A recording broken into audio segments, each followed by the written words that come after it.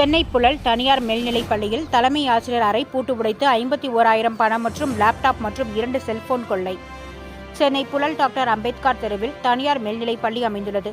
இப்பள்ளி 2 நாள் விடுமுறை முடிந்து இன்று பள்ளி திறந்தபொழுது பள்ளியின் தலைமை ஆசிரியர் அறை பூட்டு உடைக்கப்பட்டிருந்தது. இதனை கண்டு அதிர்ச்சி அடைந்த உடற்பயிற்சி ஆசிரியர் உடனடியாக காவல்துறைக்கு தகவல் தெரிவித்தார். இதனையடுத்து அங்கு விரைந்து சென்ற புழல் குற்றப்பிரிவு காவல்துறை ஆய்வாளர் விரைந்து சென்று அங்கு பொருத்தப்பட்டிருந்த கண்காணிப்பு கேமராவை ஆய்வு மேற்கொண்டு கொள்ளை சம்பவத்தில் ஈடுபட்டவர்களை தேடி வருகின்றனர். கண்காணிப்பு கேமராவை ஆய்வு செய்தபொழுது கண்காணிப்பு கேமராவில் பதிவாகியிருந்த காட்சிகள் பள்ளியின் தலைமை ஆசிரியர் அறையில் வைக்கப்பட்டிருந்த லேப்டாப், 2 செல்போன்கள் மற்றும் 51,000 ரூபாய் ரொக்கமும் கொள்ளையடிக்கப்பட்டது தெரியவந்தது. இதனை அடுத்து வழக்கு பதிவு செய்த புழல் காவல்துறையினர் கொள்ளை சம்பவத்தில் ஈடுபட்டவர்களை தேடி வருகின்றனர். மேலும் அதே பகுதியில் அமைந்துள்ள வாட்ச் பழுது பார்க்கும் கடை, டிஃபன் கடை மற்றும் பேக்கரியின் பூட்டுகள் உடைக்கப்பட்டுள்ளன. 3 கடைகளில் ஓட்டுகளை உடைத்து கொள்ளை சம்பவத்தில் ஈடுபட முயற்சி செய்து உள்ளனர் என்பது குறிப்பிடத்தக்கது.